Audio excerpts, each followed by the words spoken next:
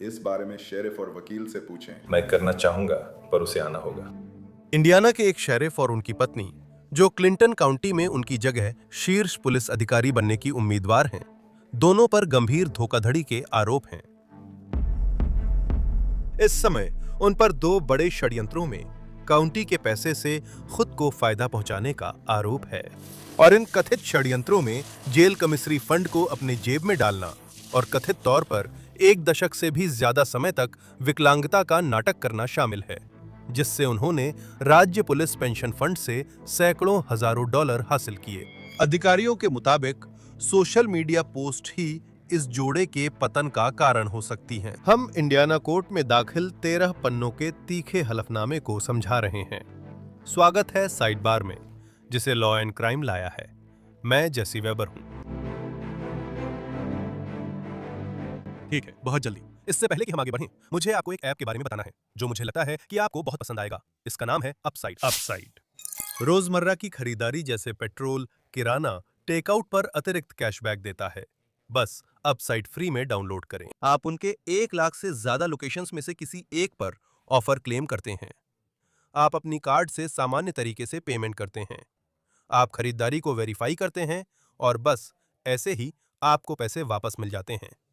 मान लीजिए मुझे पेट्रोल भरवाना है या किसी रात टेकआउट चाहिए।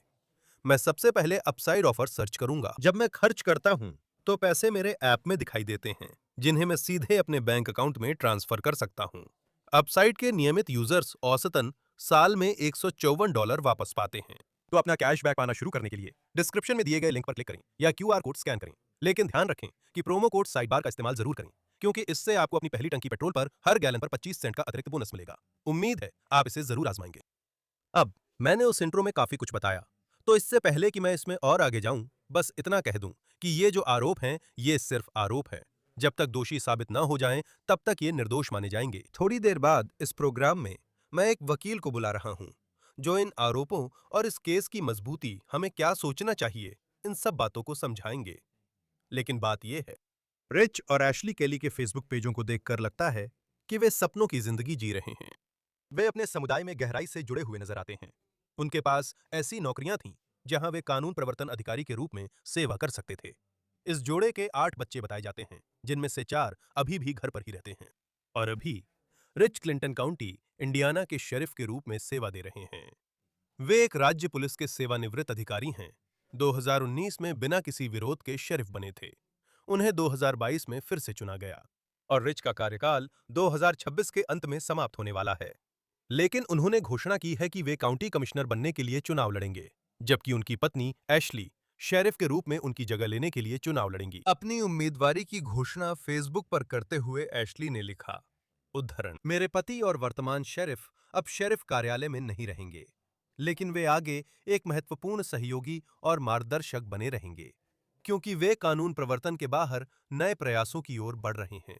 तो आप दोनों के फेसबुक पेज पर जाएंगे और वहां आपको परिवार से जुड़ी अपडेट्स, खास इवेंट्स की तस्वीरें और आने वाले चुनावों की घोषणाएं, सब कुछ मिल जाएगा। दोनों के पास अपने राजनीतिक अभियानों के लिए फेसबुक पेज है। लेकिन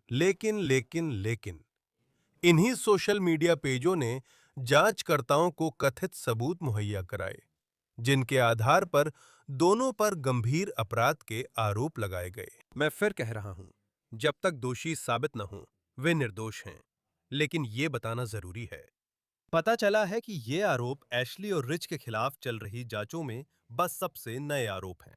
हम उनके खिलाफ लगाए गए सटीक आरोपों के बारे में और विस्तार से बात करेंगे, लेकिन अभी के लिए अदालत के रिकॉर्ड के अनुसार एशली केली पर धोखाधड़ी के 2 मामले, चोरी का 1 मामला और लोक सेवक द्वारा आधिकारिक कदाचार का 1 मामला दर्ज है।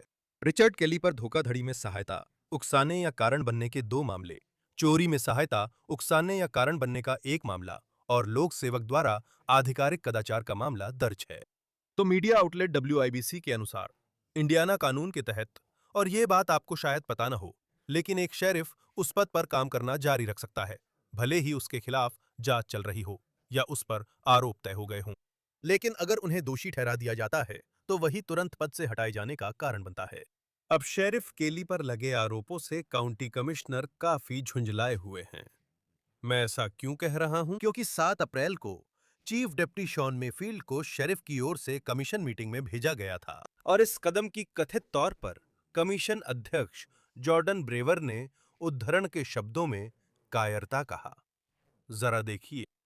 और इसलिए हमने कुछ हफ्ते पहले एक पत्र भेजा था जानकारी मांगने के लिए, और हमें अब तक उसमें से कुछ भी पाने के मामले में बस टाल मटोल ही झेलनी पड़ी है। तो हमें वो वीडियो कब मिलेंगे जो हमने मांगे थे?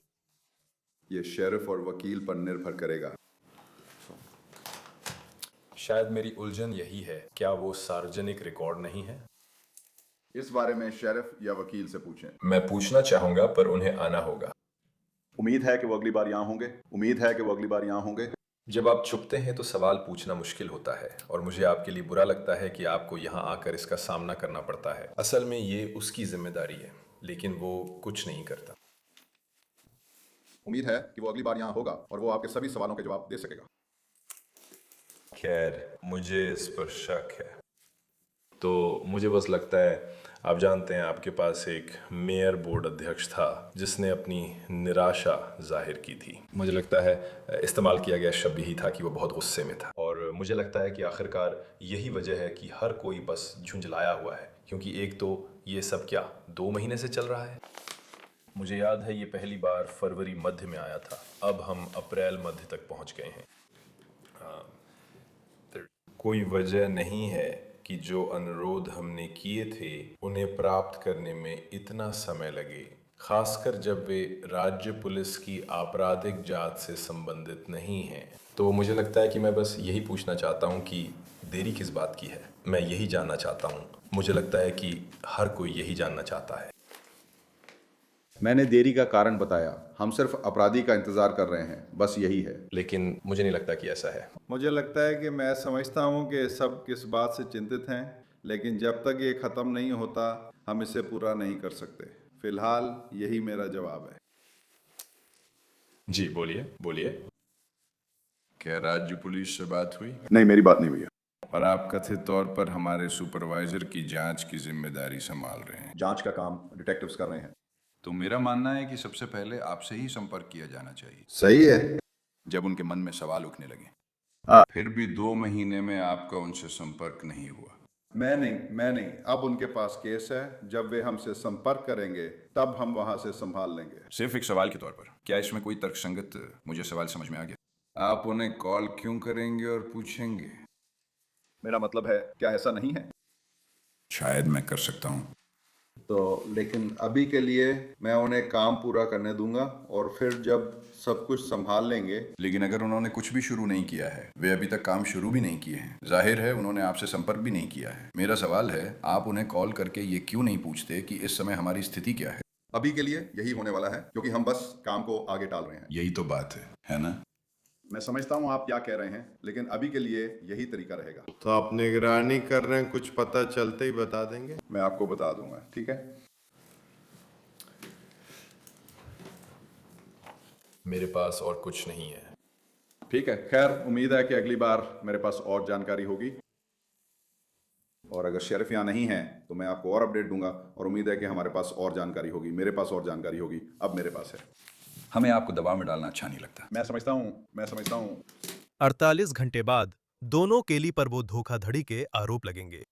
इंडियाना स्टेट पुलिस के 30 साल अनुभवी एक सार्जेंट डिटेक्टिव ने 9 अप्रैल को अपराध के पर्याप्त आधार संबंधी शपथ पत्र दायर किया। तो ये एक शपथ पत्र है जिसमें कहा गया है कि ये मानने के पर्याप्त आधार हैं कि एक या अधिक अपराध किए गए, और ये हमें इस मामले में विशिष्ट आरोपों की एक झलक देता है। ठीक है, तो उस हलफनामे के मुताबिक जांचकर्ताओं ने जो समय रेखा तैयार की उस पर आरोप कुछ इस तरह है।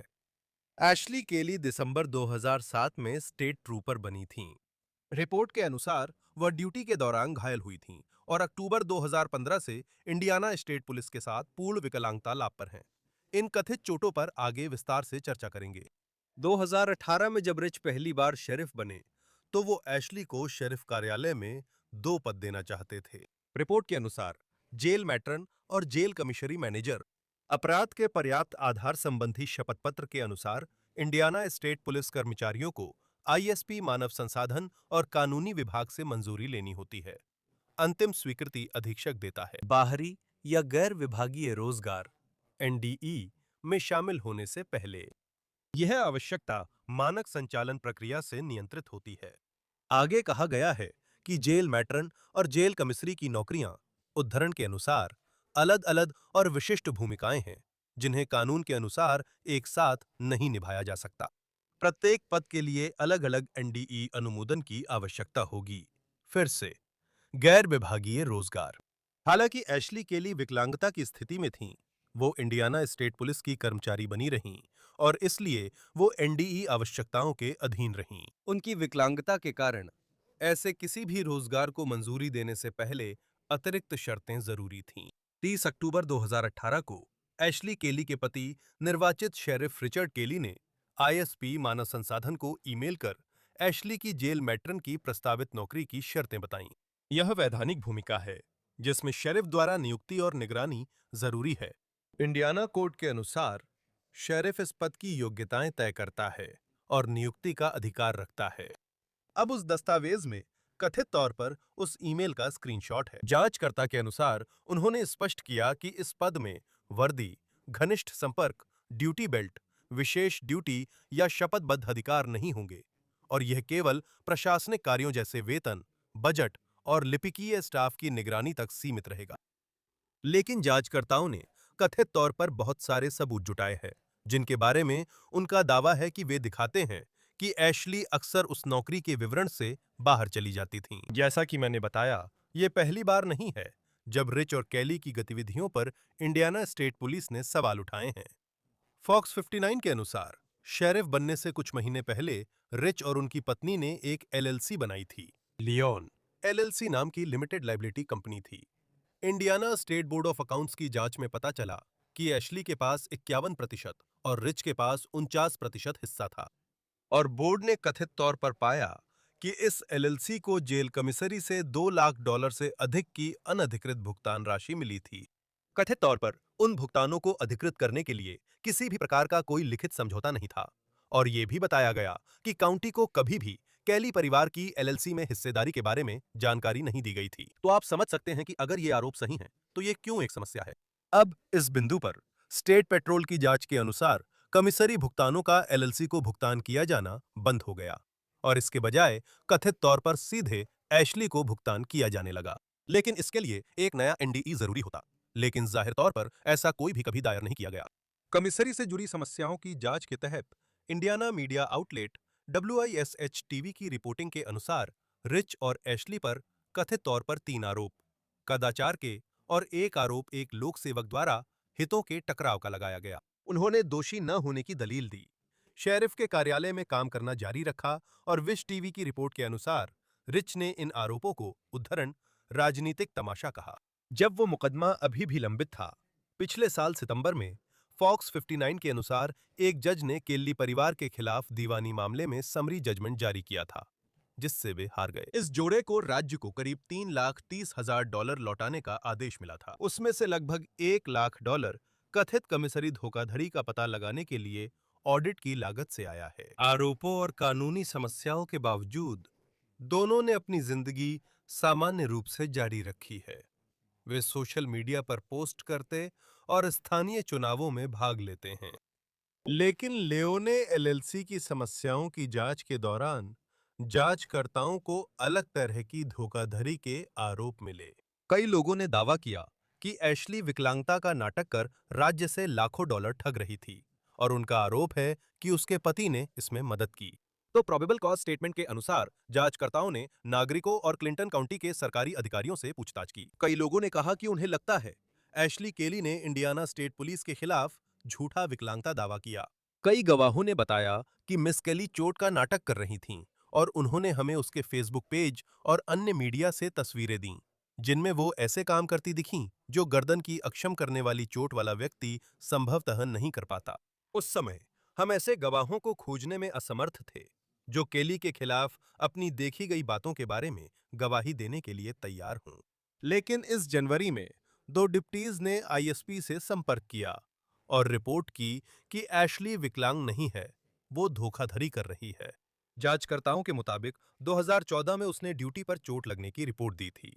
वो पेट्रोल कार के पास बर्फ पर फिसलकर गर्दन और मुंह में घायल हुई थी। करीब 1 हफ्ते बाद वह काम पर लौटी, लेकिन फिर कहा कि गर्दन की चोट और बैलिस्टिक वेस्ट का वजन उसके लक्षण बढ़ा रहा है और काम में बाधा बन रहा है। और हलफनामे के अनुसार अपनी विकलांगता आवेदन के हिस्से के रूप में एशली के कायरोप्रैक्टर ने कथित तौर पर एक रिपोर्ट जमा की, जिसमें कहा गया कि एशली को उद्धरण के अनुसार रुक रुक कर लेकिन अस्थिर चक्कर आना हो रहा था और वो अक्सर चक्कर महसूस करती थी। उन्होंने कहा कि वो बिना सहायता के ना तो काम कर सकती हैं और ना ही गाड़ी चला सकती हैं, और उन्होंने उन्हें काम पर लौटने के खिलाफ सलाह दी। बताया जाता है कि वो अक्टूबर 2015 में पूर्ण विकलांगता पर चली गईं और राज्य पुलिस पेंशन ट्रस्ट से भुगतान लेने लगीं। यही आरोप है। मई 2021 से मार्च 2026 के बीच एशली को कथित तौर पर $2 लाख से अधिक की कुल राशि के भुगतान मिले। फिर से ये हलफनामे के अनुसार है। एशली की कई सालों की जांचों के बाद डॉक्टरों ने माना कि वो मैदान में राज्य पुलिसकर्मी की जिम्मेदारी नहीं निभा सकती, पर काम करने योग्य थीं। 2021 की एक स्वतंत्र चिकित्सा जांच में यही पाया गया था। अपनी जांच के दौरान केली ने निम्नलिखित सीमाओं के बारे में बताया। वह चक्कर, मतली और आंखों के पीछे दबाव महसूस होने के कारण गाड़ी नहीं चलाती हैं।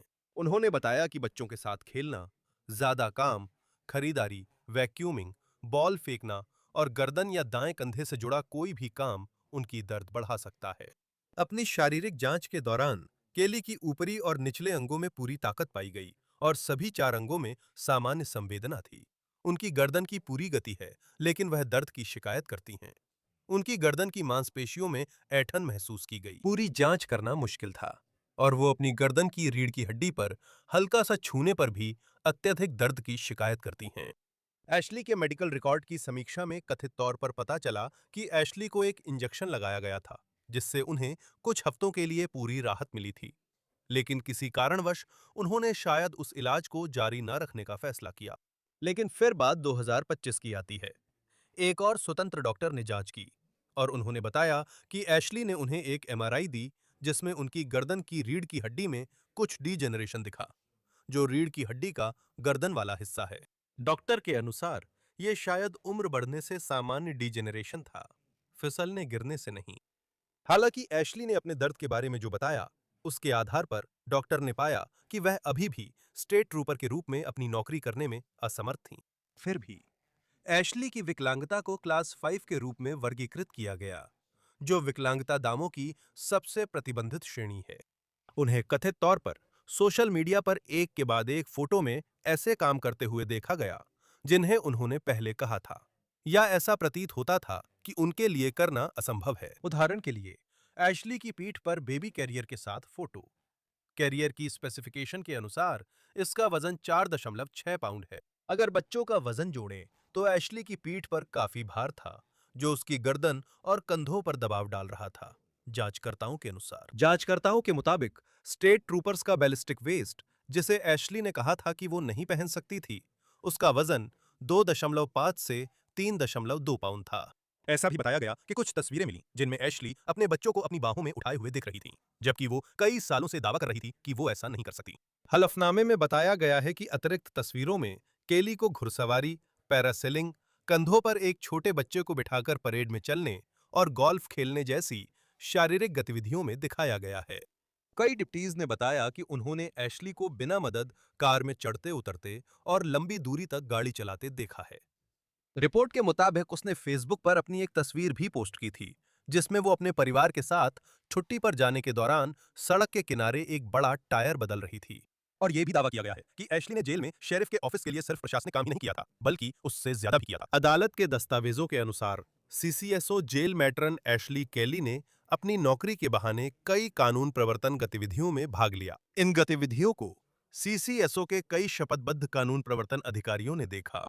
उन्होंने लगातार और पुष्टि करने वाले बयान दिए कि केली ने निगरानी और आपराधिक जांच में भाग लिया, गुप्त ड्रग ऑपरेशनों में सहायता की, सबूत के तौर पर रखे गए पैसे को संभाला और गिना, जांच से जुड़े रिकॉर्ड बनाए और तस्वीरें लीं, डिप्टीज पर पर्यवेक्षी अधिकार का प्रयोग किया और शारीरिक रूप से कठिन कार्यों में भाग लिया, जिनमें तलाशी से संबंधित गतिविधियां शामिल थीं। गवाहों ने आगे देखा कि केली ने जेल के माहौल में भी ड्यूटी निभाई, जिसमें कैदियों के साथ बातचीत करना शामिल था, और इसमें कोई शारीरिक सीमा स्पष्ट रूप से नहीं दिखी। एक गुप्त रूप से काम करने वाले जासूस के मुताबिक एशली केली सीधे उनके काम की देखरेख करती थीं। उनका दावा है कि क्लिंटन काउंटी शेरिफ कार्यालय में जिन 5 गुप्त अभियानों का वो हिस्सा रहा था, उनमें से 4 की निगरानी एशली ने की थी। हलफनामे के मुताबिक एशली ने ड्रग डील की तस्वीरें लेने के लिए पेड़ पर चढ़ी थी। 16 सितंबर 2022 के वीडियो में एशली कैली क्लिंटन काउंटी शेरिफ विभाग के जिम में ऊपरी शरीर की कसरत करती दिखती हैं। रिकॉर्डिंग में देखा गया है कि एशली कैली 14 पाउंड की मेडिसिन बॉल के साथ आमतौर पर रशियन ट्विस्ट कहे जाने वाले व्यायाम के साथ साथ bicep curls, tricep pull down और बेंच प्रेस एक्सरसाइज भी कर रही हैं। ये गतिविधियां एशली केली के उस बयान के विपरीत हैं जो उन्होंने जांच करने वाले चिकित्सकों को दिया था और जिसमें उन्होंने ड्यूटी के दौरान लगी चोट से व्यायाम न कर पाने का दावा किया था। प्रथम दृष्टया आधार वाले हलफनामे में एशली के विभागीय जिम में कथित तौर पर वे अभ्यास करते हुए स्क्रीनशॉट शामिल हैं। राज्य पुलिस जासूस ने निम्नलिखित निष्कर्ष निकाला।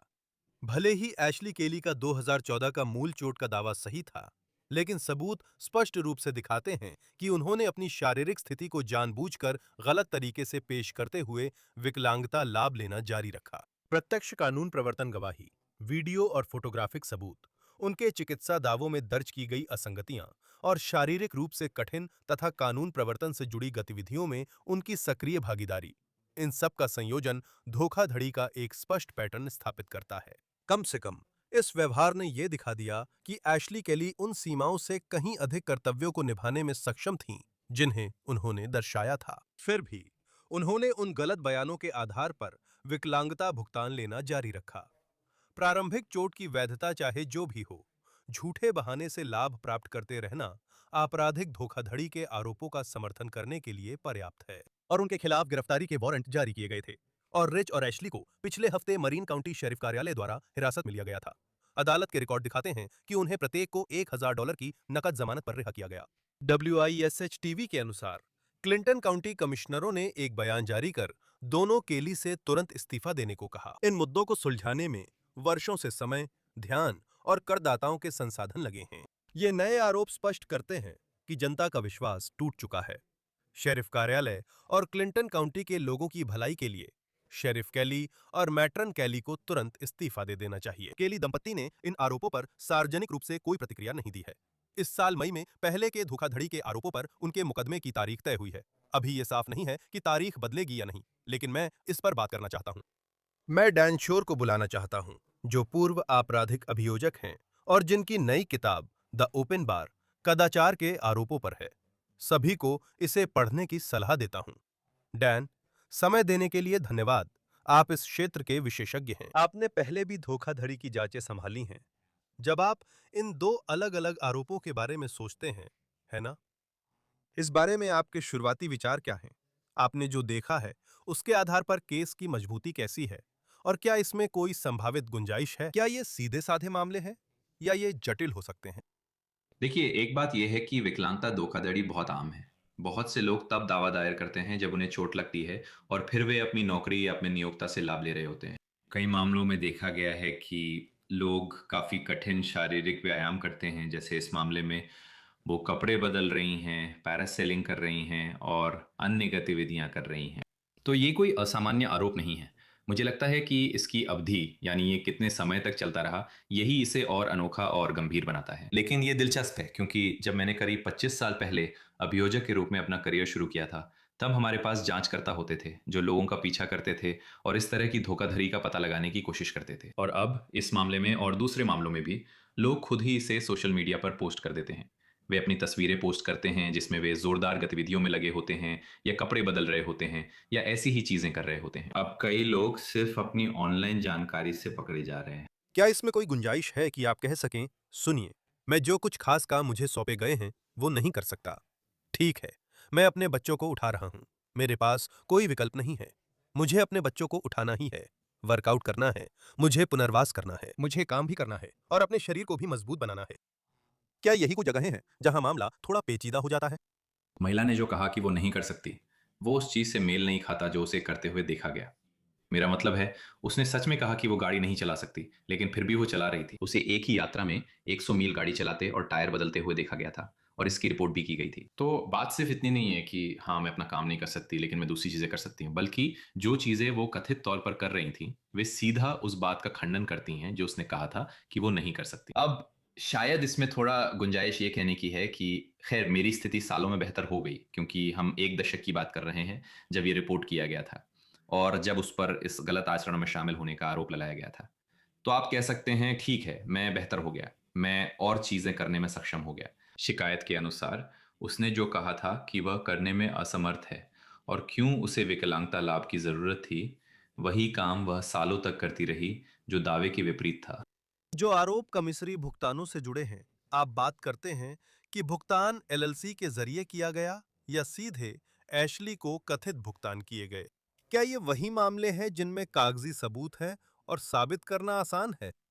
हाँ, क्योंकि मालिक होने और वित्तीय लाभ प्राप्त करने की जानकारी न देना, जो कि अगर सच हो तो हितों का टकराव होगा, वहाँ अलग-अलग नीतियाँ, प्रक्रियाएं और संभवतः कानूनों का उल्लंघन हो सकता है। मेरा मतलब है, एक तो संभावित हितों के टकराव का खुलासा ना करना और फिर सरकारी संस्था के लिए काम करते हुए अपने ही काम से वित्तीय लाभ प्राप्त करना। ये गंभीर उल्लंघन है। और फिर से मैंने धोखाधड़ी की जांचों में ऐसा देखा है जहां लोगों की एलएलसी होती है, वे ये नहीं बताते, वे मालिकों के बारे में अस्पष्ट रहने की कोशिश करते हैं जब वे उससे लाभ प्राप्त कर रहे होते हैं। अगर वे सरकारी काम से पैसे ऐसी एलएलसी की ओर भेज रहे हैं जिसमें उनका वित्तीय लाभ है और इसका खुलासा नहीं कर रहे, तो ये गंभीर उल्लंघन है। आप जानते हैं, उसके लिए क्या बचाव या स्पष्टीकरण हो सकता है? जब तक दोषी साबित ना हो, वे निर्दोष हैं और बचाव का अधिकार रखते हैं। इसका मासूम या निर्दोष स्पष्टीकरण क्या हो सकता है? आप कह सकते हैं कि आपको ये एहसास नहीं था कि इसका खुलासा करना ज़रूरी था और एलएलसी का नाम साफ बताया था। और शायद आप ये भी कह सकते हैं कि आमतौर पर एलएलसी के सार्वजनिक रिकॉर्ड होते हैं जिनमें अगर आप देखें तो पता चलता है कि मालिक कौन है। कोई कह सकता है मैंने बताया था कि एलएलसी कौन सी है और मालिक सार्वजनिक रूप से पता था, शायद उन्होंने खुद खुलासा नहीं किया। मुझे लगता है आप ऐसा कह सकते हैं, लेकिन निश्चित रूप से सही तरीका यही है कि अगर आप इस तरह से कोई वित्तीय लाभ ले रहे हैं तो आपको ये खुलासा करना चाहिए कि मैं इस कंपनी का मालिक हूं जिसे कमिश्नरी के जरिए ये पैसा मिल रहा है और उन्होंने यहाँ ऐसा नहीं किया। मुझे लगता है कि अगर सालों तक विकलांगता में धोखाधड़ी हुई है तो ये व्यक्ति की विश्वसनीयता कमजोर करता है, जो कहता है कि दूसरी संभावित धोखाधड़ी जानबूझकर नहीं थी, क्योंकि वर्षों तक धोखाधड़ी का पैटर्न बन जाता है और यह व्यक्ति की विश्वसनीयता कम कर देता है। तो जब हम अदालत के रिकॉर्ड देखते हैं तो ऐसा लगता है कि रिच और एशली कैली पर सह आरोपी के रूप में आरोप लगाए जा रहे हैं। अगर ये सच है और वे शादीशुदा हैं, तो इसका केस पर क्या असर होगा? आपके विचार? आप ऐसे शब्दों के बारे में सोचते हैं जैसे कि पति पत्नी विशेषाधिकार। क्या इसमें किसी भी तरह से कोई रोल है अगर उनमें से कोई एक गवाही देने का फैसला करता है? लेकिन मैं ये भी सोच रहा हूं, आप जानते हैं, इस मामले में सह आरोपी होने का सवाल भी है। सही है। देखिए, अगर दोनों को इसके बारे में पता था और उन्हें इस चल रही धोखाधड़ी के बारे में जानकारी थी और दोनों सरकार के साथ काम कर रहे थे, तो निश्चित रूप से अगर ये आरोप सही हैं, तो उन्हें सह आरोपी होना चाहिए। पति पत्नी का सबसे बड़ा विशेषाधिकार यह है कि वे एक दूसरे से हुई बातचीत के बारे में अदालत में बयान देने के लिए मजबूर नहीं किए जा सकते। आप उनमें से किसी एक को समन नहीं कर सकते और पूछ नहीं सकते कि जीवन साथी ने क्या बताया, लेकिन बात यह है कि वे वैसे भी आपराधिक आरोपी हैं, इसलिए उन्हें चुप रहने का अधिकार होगा। तो मुझे नहीं लगता कि यहाँ पति पत्नी विशेषाधिकार इतना महत्वपूर्ण है, लेकिन अगर इससे जुड़ा कोई दीवानी मामला होता तो उन्हें अपने जीवन साथी द्वारा कही गई बातों के बारे में बोलने के लिए मजबूर नहीं किया जा सकता था। लेकिन कभी कभी आप जानते हैं, ये उनकी शादी की स्थिति पर निर्भर करता है। कभी कभी मैंने ऐसे मामले देखे हैं जहां एक जीवन साथी के साथ समझौता किया जाता है और वो दूसरे जीवन साथी के खिलाफ गवाही देता है। जाहिर है उस समय शादी शायद टूट रही होती है, लेकिन ये ऐसी चीजें हैं जो मैंने देखे गए मामलों में हुई है। मेरी समझ में वे अब तक शुरुआती आरोपों पर मुकदमे में नहीं गए। अब उन पर कथित विकलांगता धोखाधड़ी का नया आरोप है। ये सारी अलग अलग आरोप एक साथ कैसे जुड़ते हैं? मुझे लगता है कि ये आरोप के इसके दूसरे हिस्सों को मजबूत करते हैं, क्योंकि ऐसे मामलों में आप धोखे और बेईमानी का पैटर्न दिखाना चाहते हैं।